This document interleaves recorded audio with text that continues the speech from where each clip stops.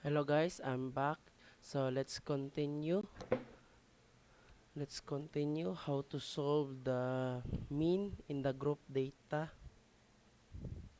Okay. So example in the exercise page 67. Page 67. As you can see, no, there na area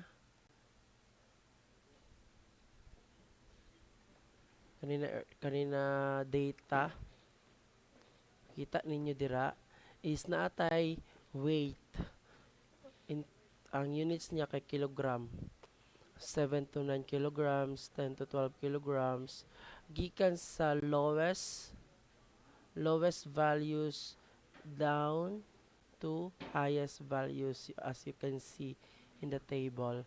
So the highest values the kilogram is 19 to 21 kilograms. And then these 7 represent as your lower limits and 9 represent as your upper limits. So to find the to find the x, 'di ba? To find the x values, imo lang tag table dere, is you are going to add these two values, and then divide it by 2. 'Di ba? That is the formula to find the x, or to find the class mark, which is your x, is upper limits plus lower limits divided by 2. Okay? Or your x values. So, nakita nato diri the number of pieces in terms of frequency. So, siguro no, sa raw data is naay na belong 7 to 9 kilograms. So, duha ka buok. Okay? So, 8, 14, 19, 7, and 50. So, nakita nat, ay, wala ni 50. Wala ni labot ang 50. Kaya ang 50 ana is n. Your n. Kaya kung i-plus mo na sila tanan, mag-result na siya og 50. Okay? And then, as you can see is 19 ang pinaka daghan na daghan na mga item in terms sa kilo na belong sa 16 to 18 kilograms, no? So let's find the x value. 9 plus 7 divided by 2 is pila? 9 times 7 9 plus 7 divided by 2 is 8. Diba? 8. Then 10 plus 12 divided by 2 is 11. Then 13 plus 15 divided by 2 is 14. And then 16 plus 18 is 34 divided by 2 is 17. And 19 plus 21 divided by 2 is 20. Therefore, the class mark of x, the value of x, is 8, 11, 14, 20, 17, and 20. Okay. To find the mean is the formula of the group data to find the mean is that the mean, or sometimes they denoted as like this, so is equal to the summation of f of x divided by the number of the numbers or the frequency, the total numbers of frequency. Okay, so let's go. So magbuta na lang guro ta diri og another table para sa f times x, no? F times x kay ang kung i-plus nato na sila sa f of x is makuha nimo ang ilahang total. So let's go. 8 times 2, which is 16. 11 times 8, which is 88. 14 times 14, which is 196. 17 times 19, which is 323. And 20 times 7 is 140. Okay? So, kung i-plus nimo na ni sila tanan, kung i-plus nimo ni sila, mag-result ni siya og summation of f of x. Okay, i-plus nato. I-plus nato sila. So, 16 plus 88 plus 196 plus 323 plus 140 divided by 50. So, let's continue here. The summation of f of x over n is 16 plus 88 plus 196 plus 323 plus 140 is 763 divided by 50. Therefore, the average of the kilos or the weight or the luggage. So, ang problem niya diri kay given the frequency distribution for the weight of 50 pieces of luggage, compute the mean. So 763 divided by 50 is 15.26. Therefore, the average weight is 15.26. So kasagaran dahil sa mga baggage na mo kung ato kag airplane ay mosakay kag airplane, then ang kilo sa imong baggage kay 15 kilos. Kasagaran nin sakay kay average man ang ginapangita. So inana siya no para ma-compute jud sa airplane kung makalarga pa ba sila or basig na naka-maximum na ang kabug-aton.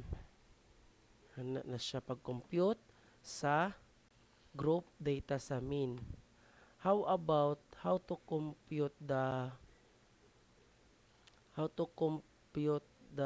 we call this group ungroup data sa mean. So ang ungroup lang data sa mean is diri sa page 67, problem number 1 exercise. The size of the pants sold during the one business day in the department store are 32 plus 38 plus 34 plus 42 plus 36 plus 34 plus 40 plus 44 plus 32 plus 34. So, ang total anak nila tanan kay i-add na to 32 plus 38 plus 34 plus 42 plus 36 plus 34 plus 40 plus 44 plus 32 plus 34, which is 366. I-divide mo pila ka buok 1, 2, 3, 4, 5, 6, 7, 8, 9, 10. Divide by 10. 366. I-divide mo 10. Divided by 10, which is 36.60. So therefore, the average size of the pants sold during one business day in the department store are 36.60. O, diba? So, halin kaayo, no? Size, kuan kaayo, ganing size pants sold during the one business day in the department store. No?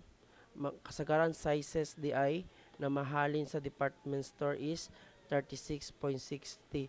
So therefore, mas better ang buhaton nimo na mga pants is mga naa sa 35 to 37 ang katas ang size sa pants para mas mahalin pa siya, no? So nana lang pag-compute. Sige.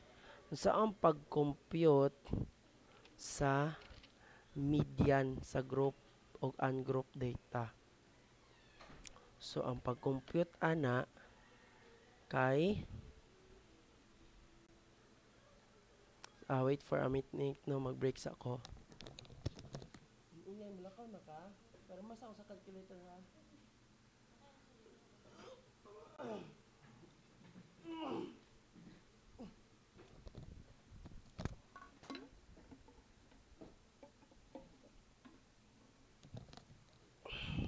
Okay, let's go.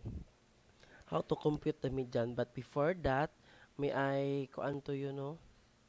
Tawag ani, explain sa nako unsa ning median. Okay. Median, which is denoted by MD, no? MD, denoted by MD, is the value in the distribution that divides an arranged ascending or descending set into two equal parts. It is the midpoint or the middlemost of the distribution of scores. Again, the median is the midpoint or the middlemost distribution of the scores. So example, sa pamilya ninyo, mama, pap, base sa age, kasi mas, kisa ang nga sa tunga, may mong papa kay 40, mong mama kay 50, ikaw kay 30, imong igsoon kay 20, then imong isa pa ka bunso kay 20. O therefore, ikaw ang tunga, ikaw ang middle, kay ikaw ang edad nimo ba nga asa tunga, no? Mo nang ginapasabotan ng median. 50% of the scores falls above it and falls below it. So, example, sa 100 ka buok estudyante, nag-take og exam, then kasagarang mga scores kay mga 20, then ang item kay 10. Total items is kasagaran nakakuha og 2, 3, 4, 5, 6, 7, 8, 9, 9, na ay 1, 2, 3, balik na pod, no? And then, kuhaon nimo ang median ato. Bago nimo kuhaon, i-arrange sa nimo. Pwede lowest to highest. Pwede pod highest to lowest. So, kuhaon nimo ang tunga ato. So, therefore, example, ang tunga kay 5, no? Therefore, 5 below o up below is mo to na matagak sila sa 50%, 50-50. No? It is also known as the 50th percentile. So the median is also known as 50 percentile. Pasabot ang percentile is the rank of the position na mas labaw pa ka sa uban. So it is not affected by extreme scores. Again, is not affected by extreme scores. So as you know, the extreme values or scores are those the lowest and the highest value. So muna ang mga extreme scores. So dili maapektuhan. So may pasabotan ng extreme scores. Muna siya ang dahilan nganong dagko kaayog agwat or lagyo ang minimo tungod sa imong extreme. Murag naay outliers ba, muna ang dahilan. That's why imong data is dili normal. Dili normal. No, normal curve cave. This is used when the distributions of scores is skewed. The median separates the distribution into two equal parts. So example, mo ni siya ang normal curve. So nga na diri ang median. So kapag normal curve, ang gamiton nimo ana ang mean, ang mean. Pero ang imong curve is negative skewed or positive skewed, therefore gamitin nimo ang median. Mo na siya kay ngano man kung gamiton nimo ang median sa imong data na positive o negative skewed, accurate gyapon ang result. Pero kapag imong data is normal din nagamit kag median, dili kay siya accurate or reliable, no? Mas better gamiton nimo ang mean. So mo na ang content sa median. Okay? So how to compute the median in the ungrouped data? Okay? Unahon sa nato ning ungroup bago ta mo proceed sa group. How to compute the ungrouped data, no? The median is obtained by inspecting the middlemost value of the arranged distribution, either is ascending or descending order. It can also be solved using the formula of n plus 1 divided by 2 and th. Pasabot anong th, it is a position. Position. It's not the answer. Position pa lang siya. Kung ikapila siya na scores after being arranged. So, so example ha. Example number 1. Find the median of the following prices. Siguro, price sa books. No? Price sa books na atay 50 pesos. Siguro na atay 50 pesos. Na atay 55 pesos. 60 pesos. 65 pesos. 12 pesos. 35 pesos. And 48 pesos. So, muna yung mga books na mga prices. So, kuhaon nimo ang middle ani. Bago nimo kuhaon, i-arrange jud nimo into lowest to highest or highest to lowest. Depende sa imo nga. So, ang gigamit nako is lowest to highest. So, 12, 35, 48, 50, 55, 60, and 65. So, gikan sa lowest to highest. And then, your n, as we know, ang n, ginapasabot is the number of the values. So, pila sila kabuok? 1, 2, 3, 4, 5, 6, 7. Therefore, 7 ang imuhang n. So, let's apply the formula. Okay? So, n plus 1 divide 2 position th. So, ang n mo kay 7 plus 1 divide 2 th. So, 7 plus 1 8 divide 2 th. So, 4 th. Therefore, ikaapat na position. So, unsa man tong mga ikaapat na position? Kani ba ang gamiton or kani? Kani ang gamiton kay naka-arrange na daan. So, iyap kag ikaapat. Iyap kag ikaapat. 1, 2, 3, 4. So, therefore, the answer is 50. So, the fourth position is 50. Therefore, your median score of the ungrouped data is 50. So, ang price dai sa books sa kasagaran na mahalin is ang 50. No, or mas barato kasagaran na mga price, I mean, ganing mas kanang affordable lang nimo na price is 50. Kay middlemost price man. So, therefore, pwede dai ka magdala og 50 pesos, makapalit na kag libro. No? So, inana na siya. Okay? Inana pag-compute. So, another example. So dati naka-compute ta ang n nato kay 7, no? Pwede po di mo ang pag-solve ani kay i-crush nimo na siya. Tanggal po ka sa pikas, tanggal po ka, tanggal. So therefore, this is your answer. Tunga, no? Pero what if atong n kay 8? Dire kay odd number man siya, so makabalot ta pila ato ang tunga. What if 8, what if even, no? Even siya. So let's try it. Another example.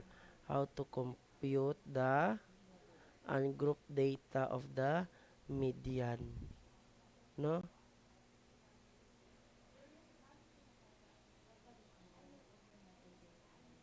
So let's do a So another example is that um, find the median of the weight of in kilos. So ang atay mga kilos na mga 101, 107, 115, 120, 111 o 105. So mo ning mga kilos siguro sa baboy, no? And then kwaon nimo ang iyahang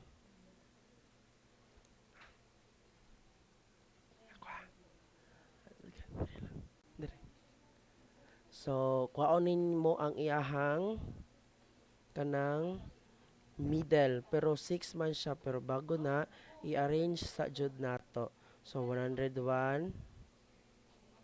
then 105, 107, 111, og 115, og 120. Pakuha lang mo bangko. 150 and then pangkuhanin mo ang mean. So i-crush nimo na i-crush, crush. So ang mabili na lang ani is 111. 111 and 107. So 107 plus 11 divide og 2 kay duha man sila middlemost man. So divide yun na to nag 2. So 107 plus 111 i-divide og 2. So therefore your median is 109.